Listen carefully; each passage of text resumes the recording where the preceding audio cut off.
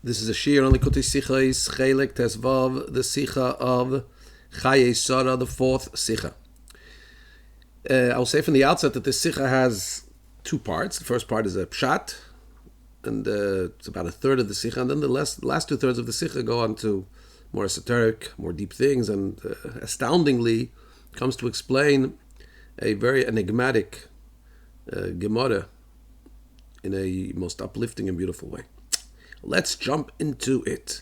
In the pasuk it says, "Yosef Avram vayikach isha shma Keturah." Avram, you would say, added or continued, and he took a woman, took a wife, and her name was Keturah. So Rashi says, "Keturah, this is Hagar," and she's called Keturah, which sounds similar to Ketores. Al shem shenoi maaseh Ketores, indeed, because her deeds were as beautiful as incense is beautiful. Just like fragrance has a beautiful smell, she had a beautiful fragrance from good deeds. And v'shakashra pischa, the keturah, if you change the, like in Aramaic, you change the test with the shin, is kesher. Shakashra pischa, she tied her opening, that's allegorically telling us that she didn't get married to anybody else from the day that she had separated from Avram. So we know that Avram sent her away, but although we will see she went back to Egypt, she never married anybody else. And here Avram takes her back. So we have to understand, says Rabbi, what's forcing Rashi to say in Pshutei Shel Mikra that Keturah is Hagar? No, if it's a medrash, okay, beautiful. But Rashi is not saying this as a medrash. Rashi is translating the pasuk with the 5-year-old saying Keturah is Hagar. On the contrary, if you look at the language of the pasuk, it says Yosef Avram vayikach isha shma, that Avram added. It seems to be that he created a new relationship that he didn't have before. He married a woman that he wasn't married to before. So why does Rashi say that he, simply speaking, that he married Hagar? Now you will say that Rashi, the Rabbi points out in the Ha'ara, well, you'll ask, what do you mean? When Yitzchak, when Eliezer goes to bring, earlier on in this parsha, before Avraham gets married again to Keturah, he sent Eliezer to bring Rivka. Eliezer comes back with Rivka, but first it says Yitzchak was just coming from somewhere. Where was Yitzchak coming from? Rashi says he was coming from getting Hagar to remarry Avram. I say this in brackets here, that means that Avram was worried about Yitzchak getting married, and at the same time Yitzchak was worried about his father getting remarried. Anyway, so he came from bringing back Hagar. So you will say, well, that's where Rashi knows it from, because it said Yitzchak came. He came from being Hagar. So that's why it's Pshutei Shel Mikra. But the Rebbe says, but it would seem that on the contrary, there's no proof there. The proof there is because of this pasuk, Yosef Avram vayikach isha, that here we know it's Hagar. That's why there it fits into the pasuk. Where was Yitzchak coming from? From Be'er Lachayei. So, because the medrash in that pasuk there does bring a proof. V'Yitzchak ba mibai Be'er Lachayei. He came from a place called the well of Lachayei. The Medrash Rabbi says it was bringing a woman who had said Ata Kel Ra'i. That same language she has said that when she was banished from Abraham's house, and then the angel appeared, Hashem spoke to her.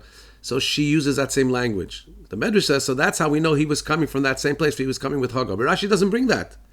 So it would seem, says the Rebbe, that Rashi, in Rashi's world, the way we know that Keturah is Hagar is from this week's, is from the psukim we're addressing here now. Vayosef Avram vayikach isha shma Keturah. So how do we explain that? Where is the imperative in the Pashup Pshat that this is Hagar? It would seem like a medrash, not Pashup Pshat. Base, from the fact that Rashi doesn't teach the second Pshat with a Dover Achra or something, like there's another Pshat, but it says, and it says, her deeds were like Ketores, and she never got married to anybody else. It means it's not two different Pirushim. In the Medrash, these are two different Pirushim in the word Keturah. Here, Rashi learns it as one Pirush. By the way, the Rebbe points out in Ha'aretan that the Maskil LeDavid, one of the foremost Pirushim on Rashi that bring things, that address things that the Rebbe, the style, so to speak, that the Rebbe addresses things. Maskele David says, he puts in the Rashi, he inserts between the two Pirushim, that her deeds were like Ketores, and that she never got married to anybody else. He puts in the Tzarech Leimer, it has to be Davar Acher. Another pshat is that she never got married to anybody else. That these attack two Pirushim. And but the Rebbe is going to say no. The way our Rashi is printed, this is correct. It's one Pirush, but you have to understand why is it one Pirush? Where does Rashi derive from Pshut Shemika that it's one Pirush, that there's two reasons she's called Keturah, and they're all part of the same gang, the same reason. 3. Now we have the kasha of the Mefarshim, which we have to address here. The pasuk says when after Yishmael was banished, Vatelech Vatesa, she went and she wandered. Yeah, so she went and she wandered in the desert. That you could have learned pshat like that, but Rashi there doesn't learn that. Rashi learns a deeper pshat there. He says she went and she wandered. She had good fablonjet. She really got off the track. Chazra ligilule beis aviyah, says Rashi there. She went back to the idolatry of her father's house in Egypt. So how does that fit with what Rashi says here? That her deeds were as sweet-smelling, fragrant as Ketores. Earlier, Rashi had said that she had gone back to her father's house and she had adopted idolatry. So here the Rebbe says the explanation. What is forcing Rashi to say that Keturah is Hagar? It's a kasha not in this pasuk, but in the general story of Avraham and Hagar. Listen to this. You're gonna love this. Rashi earlier explained that Avraham converted the men, Sara converted the women, right? We spoke about the people that had made, literally they had made in terms of religion, and we said that they had this great impact on people, that they influenced to believe in Hashem. So if Avraham had such an impact on people from outside, so he certainly had an impact on people from inside his house. You'll scratch your head and say, one second, what about Yishmael? Says the Rebbe also Yishmael. He did go out, L'tar Busra, he went out to negativity for a while. But in the end, he does tshuva. And in the lifetime of Avraham, he came back. So you see that Avraham's influence, if it's out there to people on the outside, definitely was on people on the inside. And we do see that with Yishmael. So we have the big question, what about Hagar? How does Hagar go back to the idolatry of her father? And Avraham can't bring her back? Avraham's path is not able to bring her back. So you can't say that, well, she was just far away. She didn't have any of the impact of Avraham. There was pre-social media. She wasn't hooked onto Avraham's Facebook feed. No, because even though we learned that Yishmael had been banished from the house, but it says, we already know that when the Akedah took place, it says that Avraham left in the morning and he took his two lads. Who's his two lads? Yishmael and Eliezer. That means already that Yishmael had already come back. He'd been brought back. So it makes sense to say that the same way, it makes sense to say that his mother also came back. Why would it make sense to say that his mother came back? He was a grown man already.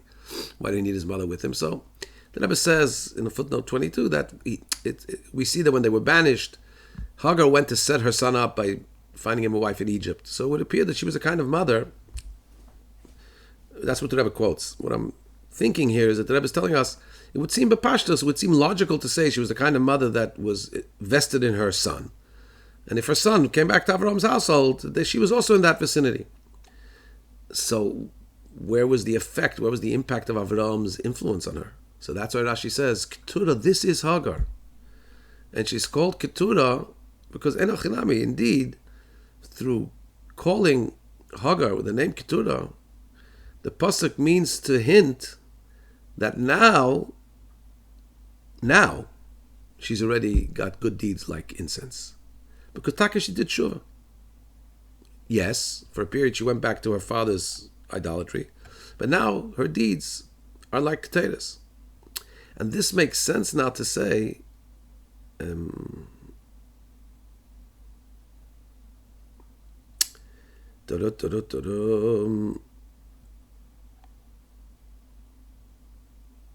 so this makes therefore a sense to say, I just want to one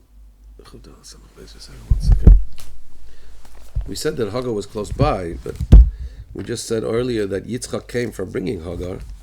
I just want to take a peek at a question that just aroused me. So it says,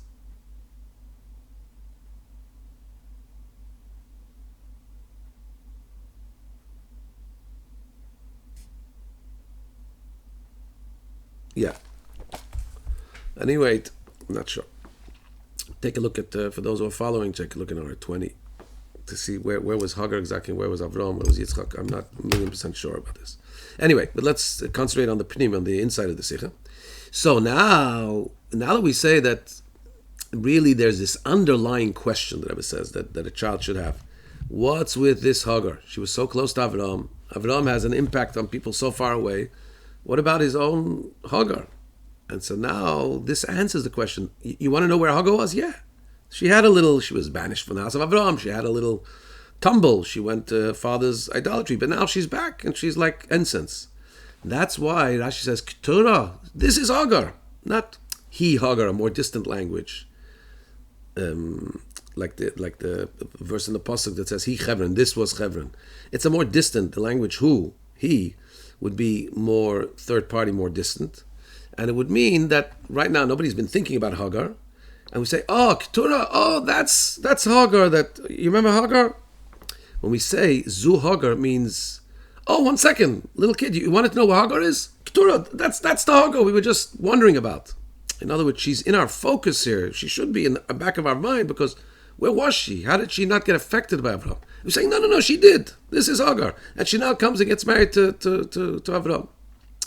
However, that taich, that now she's like Keturah, it's not enough because, 1 second, but she did. You can't overlook the fact that she went back to idolatry. Avraham Avinu would marry somebody who went back to idolatry. He said, no. She didn't get married to anybody else in between. She had a tumble and rumble with idolatry, but she never committed to anybody else. In other words, she had never been with anybody else in a meaningful way. Because if that would have happened, then Avraham Avinu wouldn't have been appropriate for Avraham Avinu to take somebody who had already committed in that way to somebody else in between. Especially, says the Rebbe in the square brackets, that in the pasuk that Avraham Avinu got married, took Keturah for the second time, Hagar, it comes right after the pasuk that speaks about the shidduch of Yitzchak and Rivka, that Yitzchak brought Rivka to his mother's tent, and she was just like his mother Sara. And we know that Sara and Rivka were both totally tzenuis, they were both totally modest and special. So in that sense, coming straight from there and saying that Avram got remarried to Hagar, also we need to add and explain that she also fit that bill of being properly modest. And the way we point this out, says Rashi, is that she never married anybody in between. Rashi says that she had tied her opening, she had committed herself, she had remained pure to be for Avraham. Right? And that's why, now that her deeds are good and she's been holding herself for Avraham, so now this is appropriate that she should marry Avraham. So I just want to point out that there's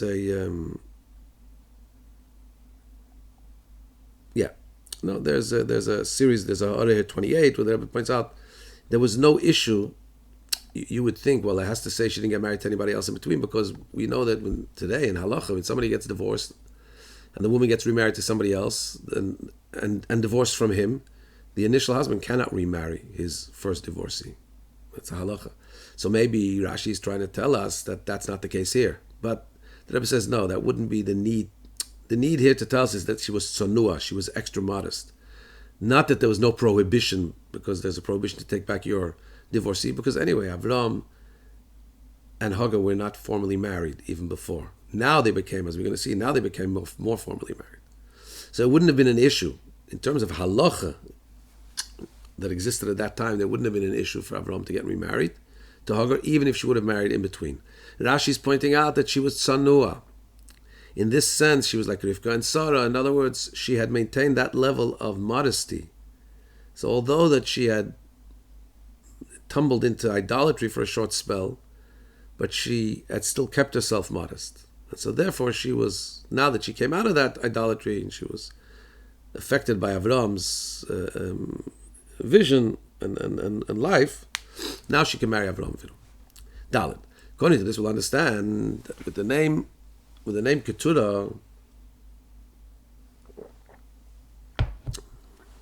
pasuk is hinting to us that Hagar did, through Avram's influence, did tshuva. We can now explain. I mean, here we're going to delve into deeper, more esoteric reading of these things. What are we going to try and understand now, according to the Pnimius, the inner track? A few details in the pasuk, which in the inner reading they're not so smooth without us explaining it in this particular light. What are those things we're going to try and smoothen? Aleph. First of all, since Keturah is Hagar, why does it say Yosef Avram, that Avram additionally took Keturah? It sounds like it's a new relationship. So according to Pshat, it's not a question, because even though Keturah is Hagar and he had been previously married to her, however, this was a new kind of taking. So you could say Yosef, that now Avram added something new. On the contrary, before that she was with him as a shifcha, as a maidservant, and now he took her like a wife. And even though we still say that he took her as a pilegesh, later on the end of the parsha we call the children with Keturah as bnei pilakshim. Still in all, the only difference between a pilegesh, a concubine, and a wife is a wife has a kesuba, and a pilegesh is also a full partner, so to speak, a full relationship, but it's just without the financial benefit of a kesuba. So this is definitely an upgrade. This is something new to the status that was before, where she was a shifcha, she was a maidservant. So that's why we say Yosef, there was an addition, and Avram took someone. He took her as a wife, Pilegesh, but this was an upgrade.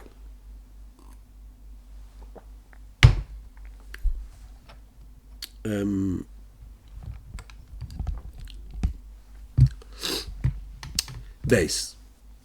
I'm sorry, so there's no question of Pialacha why it says Yosef. In Pashto says this. However, when we talk about the Lashon expression of Yosef, if we look at it in the Pnimius, you're going to see it's going to get a whole new dimension. It's going to be much smoother to understand why the word Yosef is used as an addition. Another thing that's going to be more smooth in Pnimius when we look at it, Favos, why when we talk about her deeds being sweet, being beautiful, why do we talk about her being like Ketores? Why Dafka Ketores?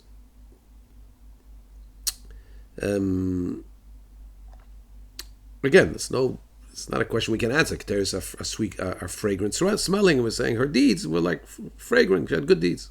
But still, let's look at it in the Pnimius and you'll see it has a whole new dimension.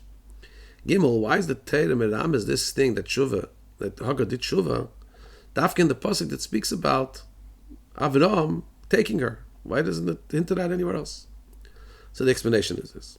Chassidus explained the difference between Aveda of Avram Avinu before his circumcision and the Aveda of Avram Avinu after his circumcision. Before he had his bris, so he was called Avram without the hay, which means Avram, exalted father.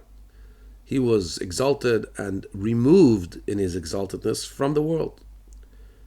As the verse Ram, Al Kol Goyim, Hashem is exalted from all the nations. So in what was his Aveda? His Aveda was in the levels of Kedusha itself. He had to effect change and bring down from the highest levels of Kedushas to lower levels of Kedusha to be able to be a transmittal. But after his Milah, now he had received an additional light, an additional power, and his name became Avraham, which means Av Hamoin Goyim, the father of multitude of nations. Now he's able to have an effect and achieve also in the nations. He's able to elevate them to Kedusha. This Aveda was through Sara. So as we see that Sara was the one who separated from the Goyim, she separated the negativity and she elevated the good and the sparks of holiness. And that's why indeed she was the one who to say and to identify that Ishmael had to be rejected from the house of Avram because he represented negativity. So to have an effect, you have to first, the effect she could have was to separate the negativity and elevate the positivity.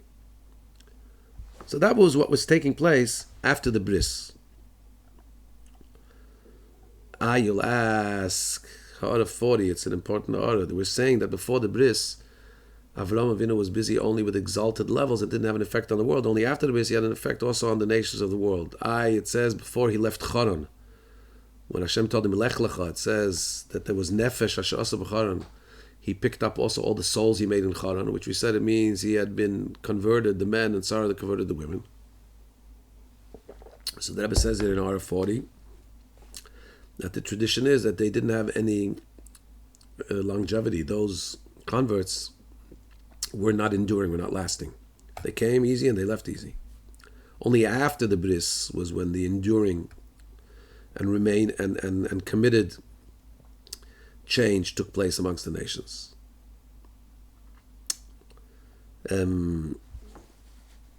Right. So that, and then Avram and Sarah, they were had an effect on the world, but it was in a way that could elevate the good and reject the bad. The advantage that now happens with Avram ascends to a higher level after Sarah passes away is, in other words, because Avram continues growing. So where is he up to now? Is in the fact that by Yosef Avram, and Avram now adds something, a new dimension. He takes a wife whose name is Keturah. In other words, he's now able to bring back into Shuvah Yishmael and Hagar. In other words, now what becomes refined is even in that negativity, in that waste which had been previously rejected by Sara and banished from the house. Now this becomes transformable as well. The explanation is like this. We talk about the birur, about the refinement of goyim, of the things that are mixed with negativity and positivity. So when it was taking place in the lifetime of Sara, in the methodology of Sara, so it only was taking place in Klippas Noiga, in the Klippa that has a mixture of good and negativity. And in that mixture of good and negativity, the way to refine is through separating them and through the rejecting the negativity and elevating the positivity. And since the negativity doesn't have any, once you select and separate the negativity from the positivity, so the negativity doesn't have any revealed good, so therefore it has to be rejected. And here the Rebbe points out in Ara 43, there's no revealed good in that negativity, but even the three unholy klippas do have a nitzutz of kedusha. Nothing can survive without a spark of kedusha, but it's so removed and it's so blackened and, so to speak, so hampered down that it's almost non-existent. It's not in a revealed way at all. So therefore, it has to be rejected. Now, though, so therefore, now when we want to talk about Avram's additional avodah of elevating Yishmael and Hagar, it can't be through rejecting the negativity and elevating the positivity, because there isn't any revealed positive there.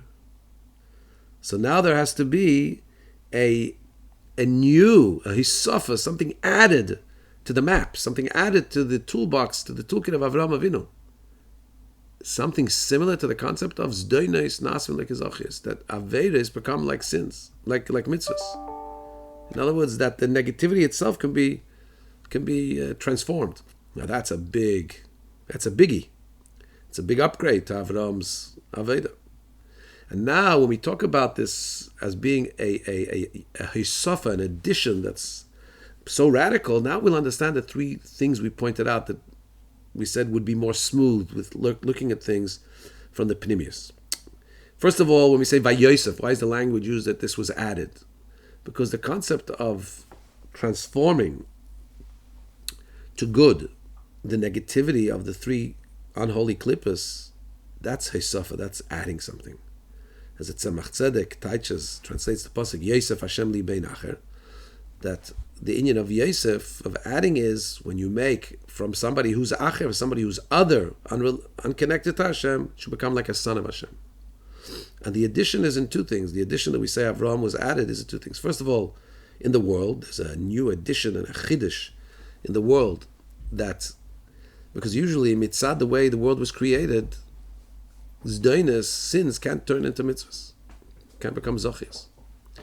Two, there's a chidush in Avram by Yosef Avram, because the inyan of ishapcha to transform these three klippas can only be done with the koyach of ha'atzmus, the koyach of Hashem's essence. Because when we look from the perspective of Hashem's essence, so as the Medrash says, really Hashem, from that perspective, Hashem says, I don't know which deeds do I want, the deeds of the wicked or the deeds of the righteous. And because in that space there's no difference, everything's so far removed, there's no difference between the deeds of the righteous or wicked. So Mamela, from there comes the koyach to be able to transform those wicked to good, to transform negativity to positivity. That's a real Vayosef, that's a real addition, that's something that's now been added to Avram, where he now gets this power of Atzmos and therefore able to transform negativity to positivity. And the Rebbe quotes in the Hara from the Vart for the Baal Shem Tov, what does it mean? Hashem doesn't know these deeds or that deeds. It means because there's something virtuous about the deeds of the wicked, because it leads to teshuvah. It leads to the overpowering of that negativity. Right?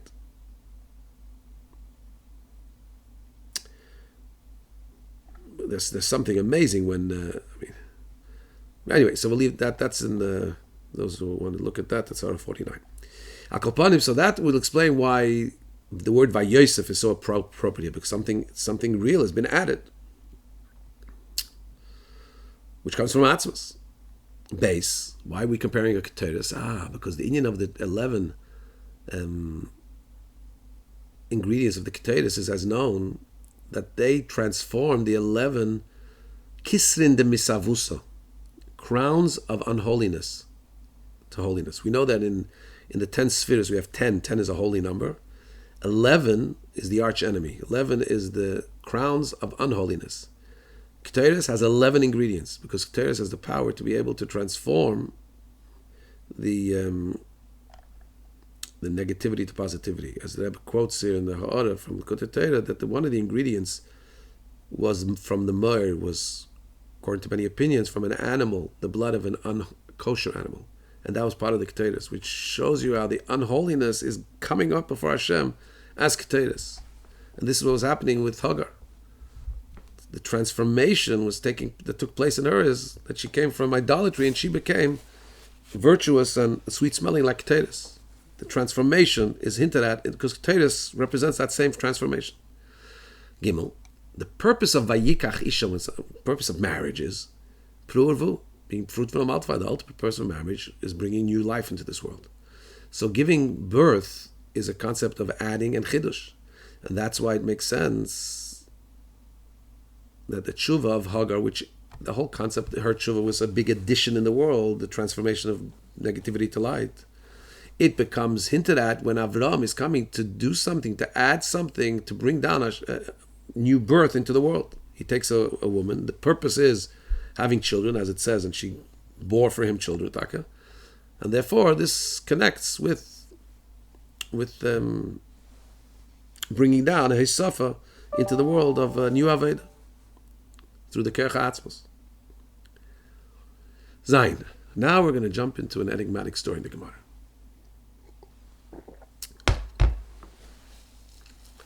So in connection to this pasuk, there's a wondrous story, seems to be very wondrous, in the Gemara. Here's how it goes. Gemara in Zvachim. The children of the sister of Rabbi Tarfon were sitting, in other words, the nephews of Rabbi Tarfon were sitting in front of Rabbi Tarfon, and they weren't saying anything. They were quiet. So he opened up in order they should speak, and he said, Yosef Avram Vayikichi Shma Yochni. Avram added, and he took a woman, and her name was Yochani. The same pasuk we've been discussing all the time. It says Keturah. He said he replaced the word Keturah with Yochani. He says Rashi just inserted something else in order to open up their mouths. They should get a reaction. It's like somebody's sitting and not talking, and so today's Monday, and you say, you guys are sitting here, and today is Saturday, and you assume that they'll pipe up and say, no, today's Monday. So he says, And Avram took a thing, and her name was Yechini, and they indeed popped up. They piped up and said, Keturah, it says. He took a woman, her name was Keturah. So he called them, B'nai Keturah, you're the children of Keturah. It's not understood. First of all, why does the Gemara tell this story, B'chlal? And generally, there's a rule that even to speak about the non-kosher animal in a way that's not laudatory, the Torah doesn't do it. Remember in the Parsha of Noach, the Torah says, the behema that's not tahira, doesn't say behema tameya. So how much more so when it comes to the speaking disparagingly about the nephews of Reb Tarfon? So it must be that there's a Torah, there's a teaching in this. What's the teaching? Also, there are many things he could have done to get them speaking. Why was he misquoting a pasuk to get them started? And third, how would he use a pasuk in Torah for such a purpose? In other words, is it allowed to use a pasuk in Torah for such a purpose? 4, why did he say her name was Yechini? He should have said her name was Hagar. Now, that's not the pasuk. The pasuk says Keturah. Good, so change the language and say her name was Hagar. At least you're talking about the right person. Because according to most opinions, Keturah and Hagar was synonymous. You'll say, well, maybe there's an opinion that not. That's true, but even that opinion, listen here, even the opinion that says it wasn't Hagar, it was another woman whose name is Keturah, that opinion does not say that there's no room for the opinion that her name was Hagar. That's also a valid opinion. In other words, we have this concept, Eilu ve'eilu divrei Elokim Chaim, this way and that way, they're both the words of the living God. Halacha can only be one way. But there are various opinions, various paths in the true traditional teaching of the Torah, like Beis Shammai and Beis Hillel. They're both Divrei Elokim Chaim. So what's the attitude now? This is I think this is a huge nugget hidden over here, just by the way, as so often happens in Likutei Zechariah, just by the way. The Rabbi says here like this, that how do you look at Beis Shammai, Beis Hillel? How does Beis Hillel look at Beis Shammai? Now, Beis Hillel knows that the law is like Beis Hillel. So now how do they look at Beis... And by the way, Reb Tarfon, in the Gemara in Berachos, when he tries to do something like Beis Shammai, not like Beis Hillel, and he almost loses his life, he's told that he was deserving of losing his life. You don't... The law is like Beis Hillel. You're not allowed to be stringent and follow Beis Shammai. That's it. It's Beis Hillel. So now when Beis Hillel and Beis Shammai meet, the Beis Shammai want to say their opinion. This Beis Hillel say, that's it. You're out of the game. You're out of the arena. You don't exist. No. It says that Beis Hillel were humble and they allowed Beis Shammai's word to be said before their words. How could they do that? Humility is good, but not if it's against the truth. And so the answer is, says the Rebbe, that also to their opinion, even the ones who are arguing, they also hold that the other opinion does have room in the family of Torah, in the world of Torah,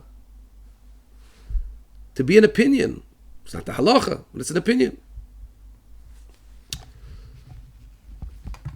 So, here, even if you would say Hagar, it could have said Vayosef Avram. He could have changed the language of the pasuk. Avram took a woman, and her name was Hagar.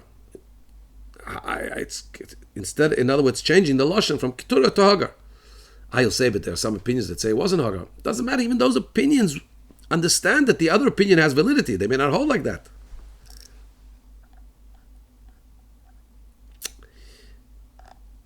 I would love to see this.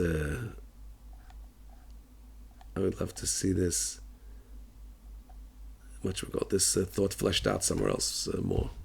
I'm sure it is. Anyway, I don't see any footnote. So therefore,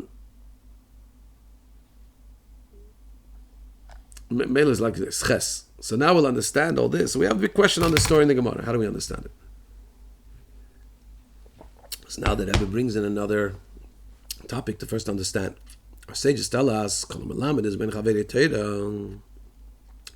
anybody who teaches the child of his friend Torah, the Torah considers it as if he gave birth to him.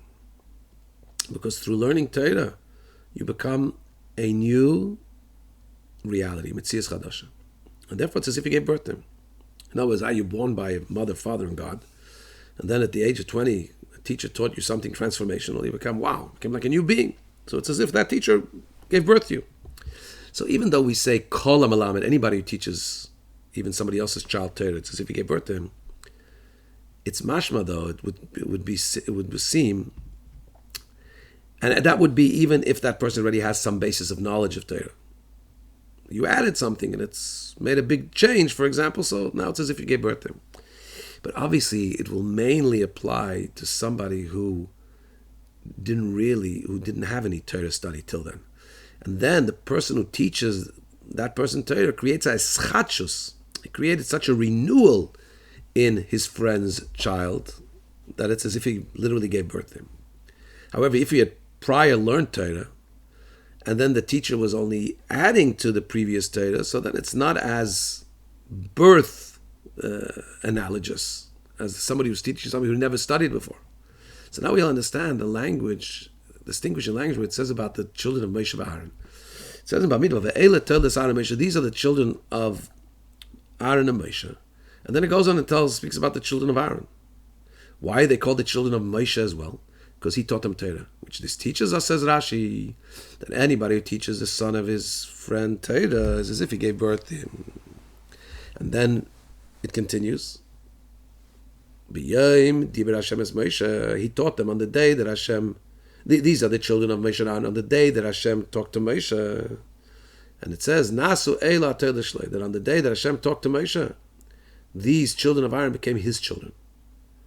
So, interesting. By the children of Aaron, it says that they became Nasu Eila Teilishlei.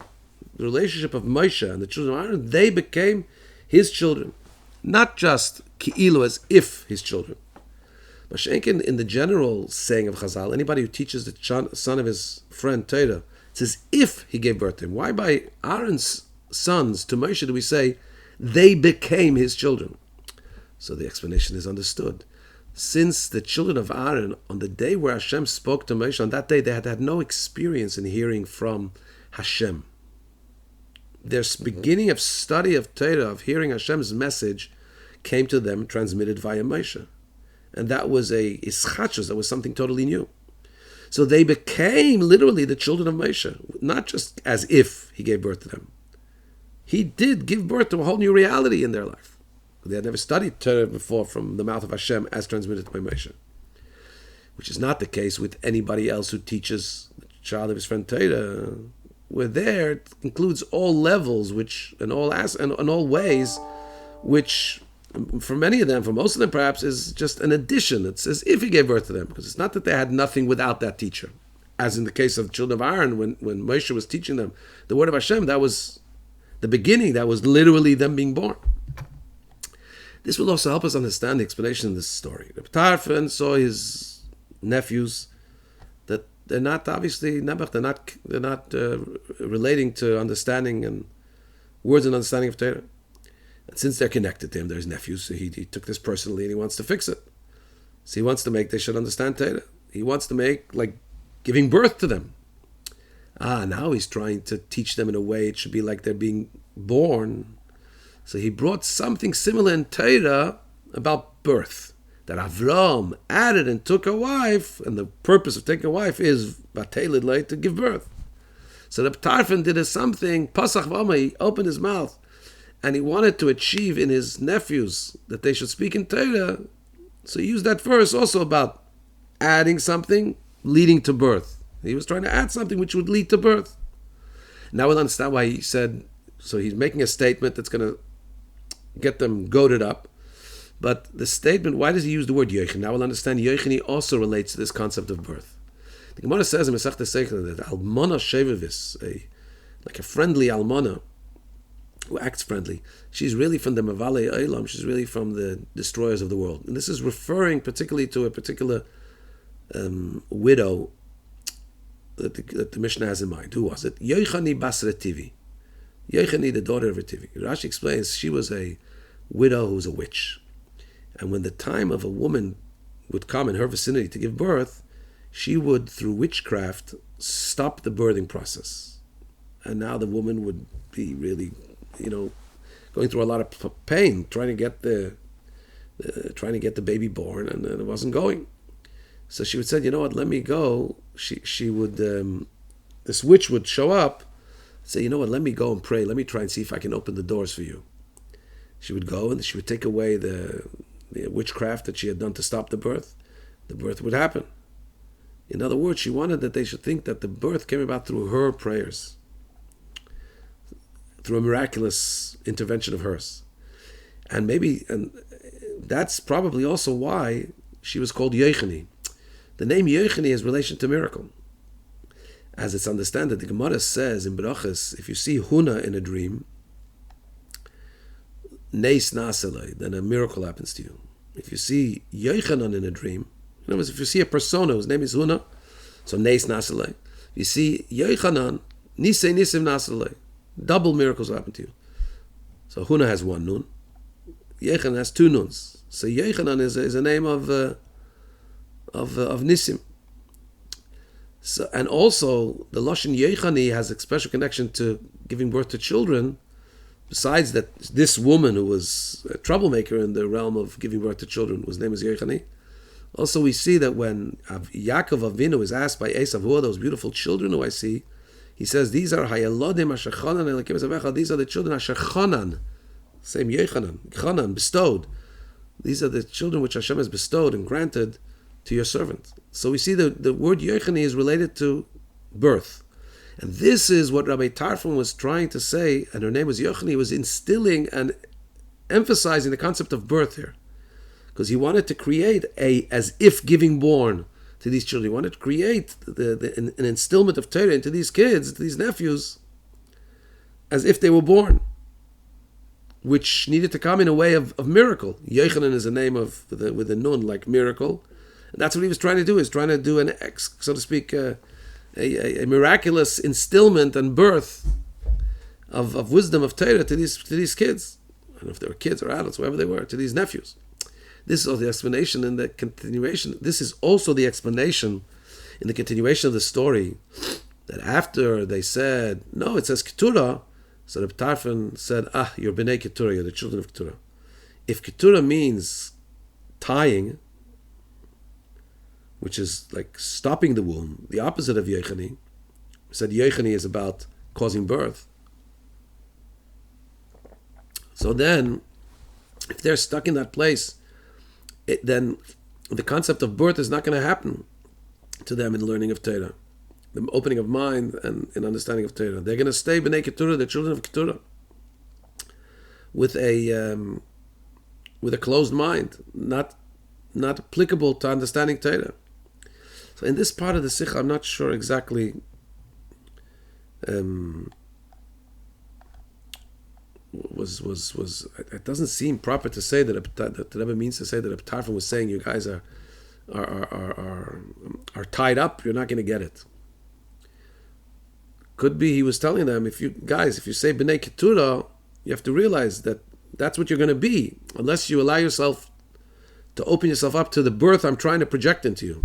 I don't think he's predicting them for doom. That's where you're going to stay. Anyway, as we get to the end of the Sikh, you'll see that B'nai Keturah is actually a higher level. There's a deeper level where B'nai Keturah is actually, he tells them, B'nai Keturah, you guys are going to be even at this very, very high level. But at this point of the Sikh, B'nai Keturah would be like an insult, so to speak, or like a doom to failure. Could be he's telling them, if you stay where you are, you're going to be B'nai Keturah. So move into my zone. I'm trying to create a birth, a Yochani. That's the way I understand it, at least. Yud Aleph. According to this explanation, in Yosef Avraham, as we said now, in Yenish according to the wine of Torah, that is talking about the addition that's created by Avraham Avinu, transformation of negativity to light. And in all, since Avraham Avinu had to create this addition and chidush and birth by transforming the three unholy klippas to holiness, so first there had to be Yosef, there had to be an addition. Avram's level had to have an upgrade, an addition by Yosef. Now we can also explain, according to the Pnimis Inyanim, why Reb Tarfon Taka brought the beginning of the pasuk by Yosef Avram. L'chayre, square bracket says that it would have been enough to say the latter part of the pasuk, Vayikach Ish Oshma Yechini.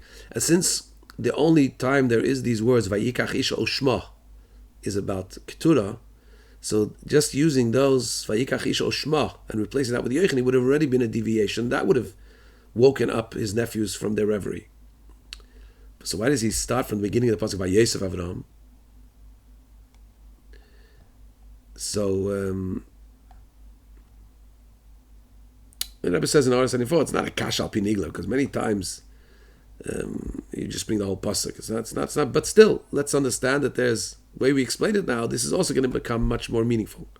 In order to be able to achieve that, teaching the son of your child, of your friend Torah, is if you give birth to him, which is what he was trying to do with his nephews, a schachos, a renewal, a newness in them.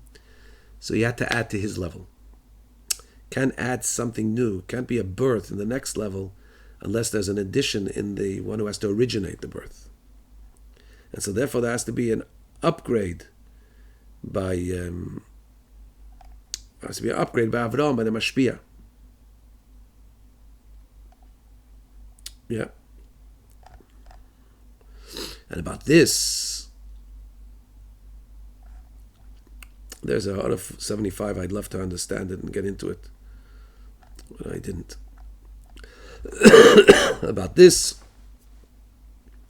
he brought a proof from something similar in a pasuk in Torah. By Yosef Avram, you see that by Avram there was an upgrade, and through this he was able to take the woman whose name is Keturah. In other words, the upgrade by Avram Avinu's level allowed him to be able to take the woman whose name is Keturah. In other words, to have a schachus, and Vatelidle, and she gave birth to him, this and this.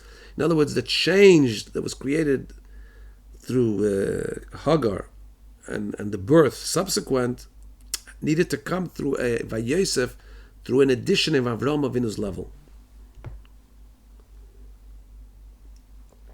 This is, I mentioned the Ha'ara, because the Rebbe says here that when you're trying to create a new birth, a schachus, especially here in the students, in his nephews, there's what the saying of the world brought in Derech Mitzvah Secha, Akop kemenish tarufstal. You can't transplant a head. In other words, you can transmit information.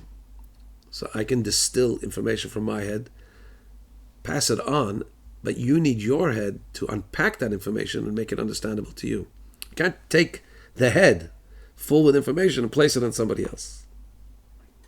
And that's why when you teach somebody else Torah, it's only like as if you gave birth to him, because he needs his own apparatus to unpack that. Right?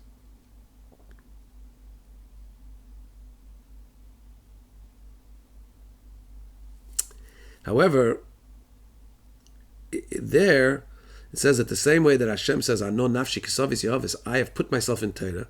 So in a sense, you can also get the head, and that's the way it is also with tzaddikim, because there's something that's even higher than the hashpah of pnimis, which is hashpah of atzmius, which is like giving birth, where there is a new reality created.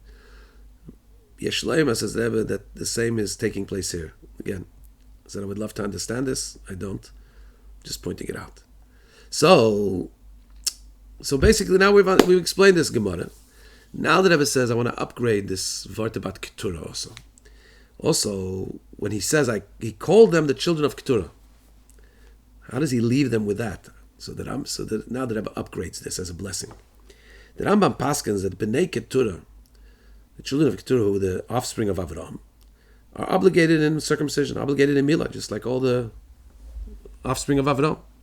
In other words, through the fact that Avram added and took a wife whose name is Keturah, which is in of his schachos and newness, which was not according to Seder Stalshus, like we said, because it's transformation of Shalish Klipsat Tameis. So he achieved that the Bnei Keturah should also be obligated in milah. What is milah?